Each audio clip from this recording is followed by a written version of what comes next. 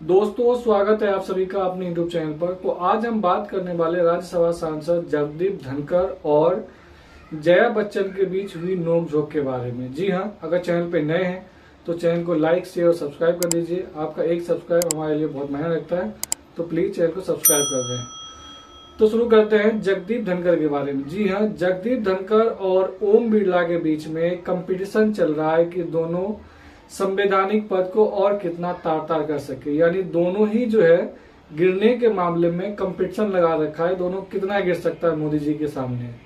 दरअसल इन दोनों ने विपक्ष को बिल्कुल एक तरीके से कह सकते हो बोलने का मौका ही नहीं देना चाहते हैं, चाहे वो जगदीप धनखड़ हो चाहे ओम बिरला हो। तो आज हम बात जगदीप धनखड़ के बारे में करने वाले हैं। जी हाँ, जगदीप धनखड़ जो है लग रहा है ऐसा कि अब वो उपराष्ट्रपति की जगह राष्ट्रपति का पद चाहते हैं, इसलिए वो लगातार विपक्ष को बोलने नहीं दे रहे हैं।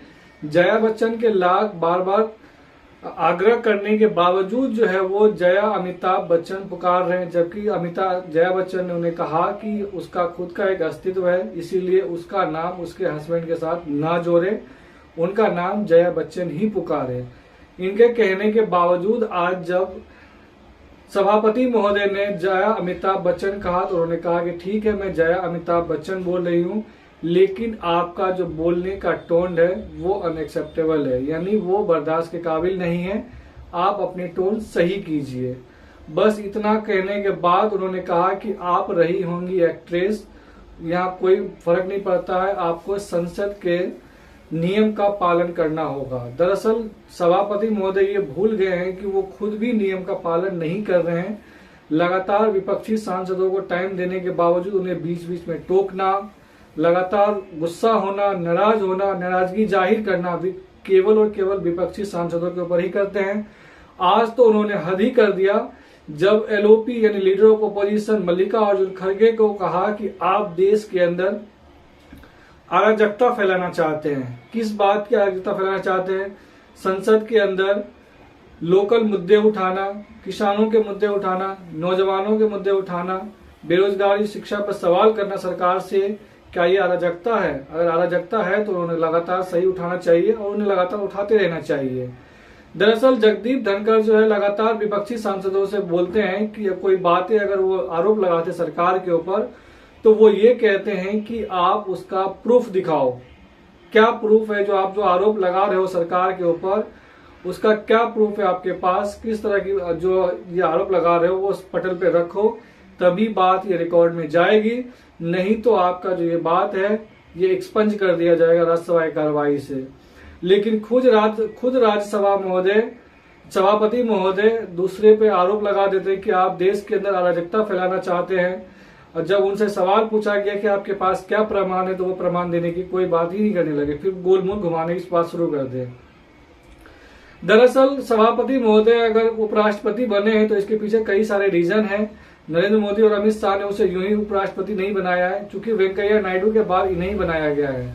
अगर मैं बात करूं तो ओम बिरला और सभापति जगदीप धनखड़ जो है दोनों ही राजस्थान से आते हैं। खुद जगदीप धनखड़ जो है पहले कांग्रेसी हुआ करते थे, एक जमाने में कांग्रेस हुआ करते थे, लेकिन वो कांग्रेस को छोड़ करके बीजेपी में गए और एक समय में राजस्थान बीजेपी के वो लीगल सेल के हेड थे। लेकिन किसी तरह जब नरेंद्र मोदी 2014 में सत्ता में आए तो वो अपना पहुंच बढ़ाया, किसी तरह से सेटिंग किया दिल्ली में, और किसी सिफारिश की वजह से नरेंद्र मोदी जी ने और अमित शाह ने इन्हें बंगाल का राज्यपाल नियुक्त किया था। और बंगाल के राज्यपाल के रूप में इन्होंने किस तरह से कार्य किया ये दुनिया जानती है और बंगाल की जनता भी जानती है, और ममता बनर्जी उससे बेहतर जानती है और बता सकती है आपको। दरअसल बंगाल में ये 3 साल तक राज्यपाल रहे और 3 साल तक लगातार वो एक विपक्ष की भूमिका में रहे। यानी बातों बातों में मीडिया के अंदर स्टेटमेंट देना, कोई बातें हुई तो खुद वहां पहुंच जाते हैं, अधिकारियों को क्लास लगाते थे और लगातार मीडिया के जरिए ममता सरकार को कटघरे में खड़ा करते थे। आप यूं कह लीजिए नरेंद्र मोदी और अमित शाह ने बंगाल के अंदर राज्यपाल नहीं, एक पॉलिटिकल ऑब्जर्वर कह सकते हो के रूप में बना करके भेजा था, ताकि वो एक विपक्ष की भूमिका निभाया जा सके। अगर बंगाल में आज रिवाइव हुआ है बीजेपी तो उसका प्रमुख भूमिका निभाने जो लोग हैं वो है जगदीप धनखड़। जगदीप धनखड़ हर तरीके से बीजेपी, वहां जो ममता सरकार है उनको टॉपल करने की कोशिश कर रहे थे, लगातार गिराने की कोशिश कर रहे थे। लॉ एंड ऑर्डर पे हमेशा वो सवाल उठाते रहे जब तक वो बंगाल के राज्यपाल रहे। ममता बनर्जी और इनके बीच में तो नौबत ये तक आ गई थी कि ममता बनर्जी ने इसे ट्विटर पे अनफॉलो कर दिया था। उनकी फोन नहीं उठाते थे, उनकी बातों का जवाब नहीं देते थे। जवाब नहीं देने का कारण था उनका बिहेवियर, उनका एक राजनीतिक तौर पर, जबकि राज्यपाल एक संवैधानिक पद होता है और एक राज्य का महामहिम होते हैं। और वो जो राज्यपाल जो है वो राष्ट्रपति के एक तरीके से कह सकते हैं चुने हुए प्रतिनिधि होते हैं और वो एक राज्य का महामहिम होते हैं, तो उनको उन्हीं तरीके का व्यवहार करना चाहिए। उनका कार्य ये होता है कि किसी भी बिल पे मंजूरी देना या न देना, साथ ही साथ नए मंत्रिमंडल में शपथ ग्रहण करवाना, उसके बाद अलावा इसका कोई काम नहीं है। लेकिन वो जा करके बंगाल में तानाशाही के रूप में देख रहे थे और लगातार अधिकारियों को धमकाते थे, मंत्रियों को धमकाते थे और लगातार मीडिया में आके बाइट देते थे, जो किसी भी राज्यपाल के ऊपर या किसी भी राज्यपाल या संवैधानिक पद पर होने की वजह से उन्हें इस तरह की बाइट नहीं देना चाहिए, लेकिन वो लगातार करते रहे।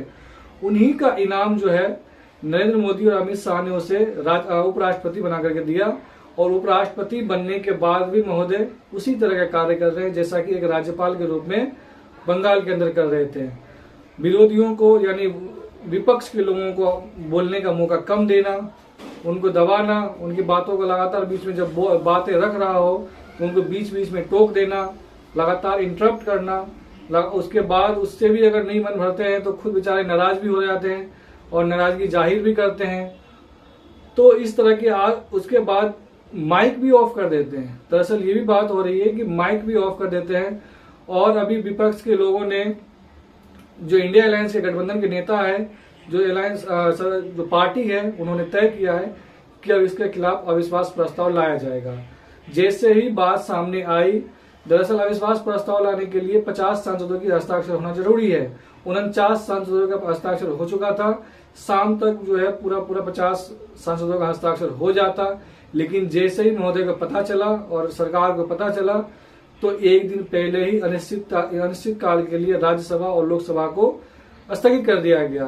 आज आपने देखा होगा राहुल गांधी को चाय, जैसे ही एक नियम है कि जब संसद का सत्र खत्म होता है तो स्पीकर जो होते हैं वो चाय पार्टी देते हैं, जिसमें विपक्ष के नेता भी शामिल होते हैं और सत्ता पक्ष के नेता भी शामिल होते हैं। तो उसमें आपने देखा होगा राहुल गांधी को चाय पार्टी पे गए थे। इसका मतलब ये समझिए कि एक दिन पहले ही संसद और राज्यसभा को अनिश्चितकालीन के लिए स्थगित कर दिया गया। दरअसल अगर कल तक चलता तो ये पक्का तय था कि मल्लिकार्जुन खड़गे, इंडिया अलायंस के जितने भी सहयोगी दल है, घटक दल है, सभी मिल करके इनके खिलाफ अविश्वास प्रस्ताव लाते और इनकी भारी बेइज्जती होती, जिसकी वजह से एक दिन पहले ही अनिश्चित काल के लिए राज्यसभा और लोकसभा को स्थगित कर दिया गया।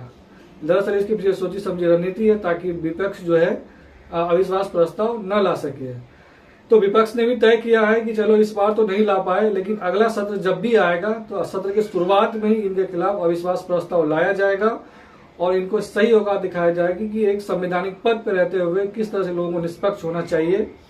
लेकिन ये तो सत्ता के पक्ष की दलाली कर रहे हैं और लगातार दलाली कर रहे हैं। दलाली करते करते इतना गिर रहे हैं कि विपक्ष के लोगों पर ही आरोप लगा रहे हैं, जबकि विपक्ष का काम है सत्ता से सवाल करना, मंत्रियों से सवाल करना, प्रधानमंत्री से सवाल करना। लेकिन ये महोदय को रास नहीं आ रहा है।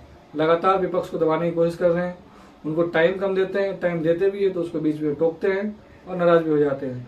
आपको क्या लगता है कि ये जो सभापति महोदय है ये निष्पक्ष है या नहीं है? आप हमें कमेंट कर बता सकते हैं। चैनल पे नए हैं तो प्लीज चैनल को लाइक, शेयर और सब्सक्राइब कर दें। धन्यवाद।